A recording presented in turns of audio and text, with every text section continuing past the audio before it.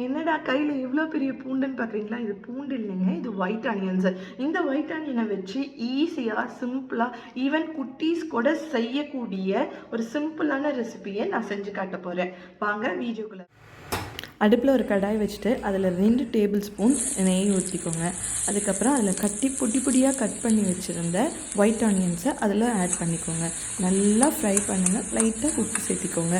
இந்த உப்பு சேர்த்ததுக்கப்புறம் நல்லா எவ்வளோ நேரம் வணக்க முடியுமோ வணக்கிட்டு அந்த கலர் மாறினதுக்கப்புறம் அதில் பாயில்டு ரைஸ் ஒரு கப் ஆட் பண்ணுங்கள்.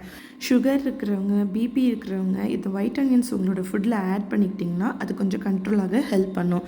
அதே மாதிரி லங் டிசீஸ் வராமல் இருக்கிறதுக்கும் ஹெல்ப் பண்ணும். இது மெயினாக வந்து இது act as an anti accident. So உங்களோட ஃபுட்டில் அடிக்கடி ஆட் பண்ணிக்கிறது நல்லது. ஆனியனும் ரைஸும் நல்லா மிக்ஸ் பண்ணதுக்கப்புறம் அதில் ஒரு டேபிள் ஸ்பூன் பெப்பர் ஆட் பண்ணுங்கள்.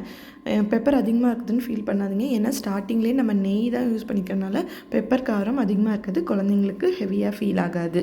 பெப்பர் போட்டு நல்லா மிக்ஸ் பண்ணிவிடுங்க. சால்ட்டும் நல்லா ஆட் பண்ணிவிடுங்க. குக் பண்ணதை உங்கள் கிட்ஸ்க்கு சர்வ் பண்ணுங்கள். சர்வ் பண்ணதுக்கப்புறம் உங்கள் கிட்ஸ் சாப்பிட்டுட்டு என்ன சொல்கிறாங்கங்கிறத கமெண்ட்ஸில் சொல்லுங்கள். தேங்க்யூ.